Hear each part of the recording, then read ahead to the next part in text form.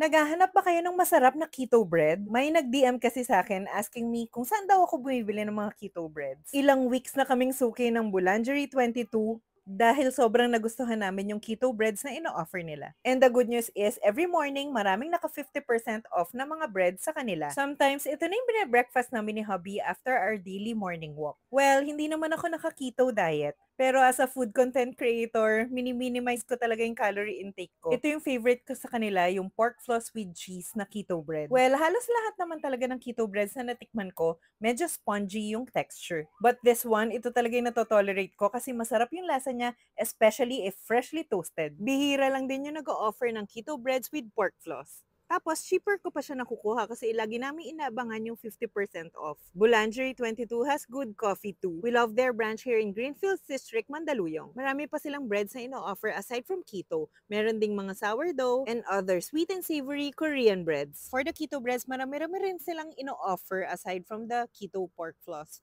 Merong loaves, keto buns, blueberry loaves, and chocolate loaves. Pwede pa siyang stock sa ref for up to 7 days kaya lagi kaming meron nito for quick merienda fix. Ang gusto ko pa dito, meron din silang mga sugar-free cake. Kayo ba, do you also like keto breads? If yes, saan yung favorite nyo?